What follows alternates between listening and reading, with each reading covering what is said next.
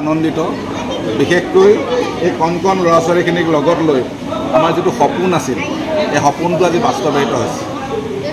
এওঁলোকক আমি সৎ পথৰ সন্ধান দিব লাগিব, আধ্যাত্মিক পথৰ সন্ধান দিব লাগিব, নহ'লে আজিৰ যুৱ উচ্ছৃংখলতা বুলি সমাজত যুৱকসকলক সকলোৱে গালি পাৰে। আমাৰ পিতৃ মাতৃসকলে যদি সৎ পথৰ সন্ধান দিয়া নাযায় তেতিয়াহ'লে এওঁলোক এদিনাখন যুৱক হ'ব, যুৱতী হ'ব, এওঁলোকে কেনেকৈ সৎ পথেৰে আগবাঢ়িবলৈ সক্ষম হ'ব।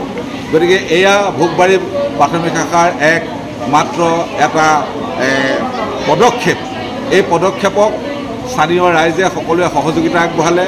সকলোৱে সহযোগিতা আগবঢ়াই দুখন নাটক সম্পন্ন কৰাৰ লগতে এওঁলোকক সাংস্কৃতিকভাৱে, সংস্কৃতি মানে গীত নৃত্য বাদ্য হয় নহয়, আমি সংস্কাৰমুখী, নিয়মানুৱৰ্তিতা, শৃংখলাবৰ্তিতা, সময়ানুৱৰ্তিতা এই গোটেইখিনি সংস্কৃতিৰ এক অংগ। গতিকে এই অংগ আমি এই এমাহত এওঁলোকক শিকাবলৈ চেষ্টা কৰিছিলোঁ। গতিকে এওঁলোকে এইখিনি শিকি আজি আপোনালোকৰ লগত প্ৰদৰ্শন কৰিলে আমি অতি আনন্দিত হৈছোঁ। আমি পুনৰ আশা কৰিছোঁ ভৱিষ্যতলৈও এই ধাৰাটো অব্যাহত থাকিব।